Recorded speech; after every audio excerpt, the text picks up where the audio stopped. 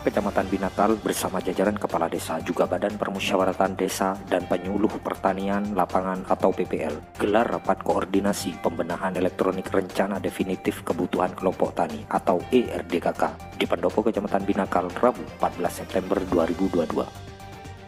Dalam rakor kali ini, Camat Binakal Ivan Arifandi merumuskan jika taksasi real kebutuhan pupuk subsidi di wilayah Binakal sebanyak 1.500 ton.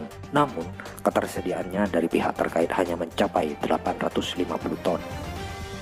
Kritik yang masuk kepada kami adalah masyarakat merasa dipersulit, petani itu, kemudian tidak transparan.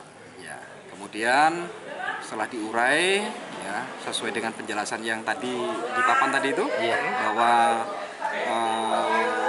kuota pupuk di Binakal ini itu kan sumbernya kan dari lahan, kemudian patokannya dari SPPT, yang mana SPPT itu adalah untuk tanah yang mana, tanah yang sawah, tegal, pekarangan, bebeten, kemudian dari itu kemudian dikunci lagi dengan diperinci lagi, diperjelas lagi dengan kuota, yaitu jumlah pupuk per musim tanam, komoditasnya apa, luas lahannya berapa untuk dapat kuota. Nah itu kemudian dari itu semuanya itu barulah bisa dihitung kebutuhan pupuk di Binakal ini berapa. Ternyata kebutuhan berdasarkan data yang ada sebelum ini itu ternyata dibutuhkan 1.500 ton. Ternyata kita hanya dapat kebijakan dari pemerintah yaitu 850. Kalau tentang kuota itu sudah di luar kemampuan kami. Nah dari 850 itu kemudian saya rinci lagi. Ini berarti ada masyarakat yang masuk ERDKK, ada yang masuk, ada yang tidak masuk ERDKK. Yang tidak masuk ini berarti sudah wajar kalau merasa dipersulit, karena memang dia tidak dapat jatah. Nah yang masuk inilah yang kemudian kita seriusi. Yang mana kalau yang masuk itu masih merasa dipersulit, ya itu kemudian saya minta. Bukan saya perintahkan, tapi saya minta kepada PPL untuk membantu para petani ini mengkomunikasikan itu. Dengan siapa? Dengan kios. Itu. Kemudian sebagai tindak lanjut, saya menyadari bahwa akar masalah ini, sekali lagi ya, akar masalah ini berdasarkan kemampuan pola pikir saya dan tim saya, bahwa ini adalah data.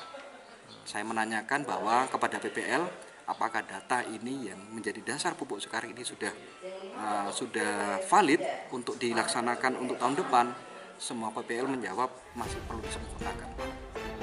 Diketahui, tampak salah satu pemilik kios di Desa Jeruk Sok-Sok menyampaikan aspirasi keluhannya yang tidak menerima karena beberapa hari sebelumnya ada wacana dalam satu musyawarah desa jika kiosnya akan ditutup dengan tanpa ada pelanggaran masalah.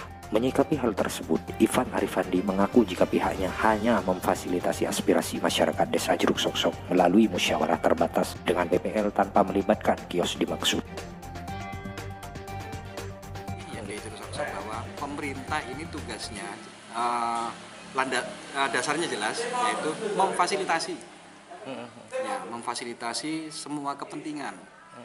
Dan kalau saya lebih rinci lagi bahwa dalam pertemuan itu berdasarkan informasi yang saya dapat dari bawahan saya, Bapak Kasih PMD, yang saya dapat dari Kepala Desa, yang saya dapat dari BPD, bahwa masyarakat mengusulkan dan usulan itu ya memang wajib untuk diterima. Kemudian yang mengiyakan itu siapa? Ya bukan mereka. Nah, itu saya perlu luruskanlah berdasarkan klarifikasi saya kepada mereka.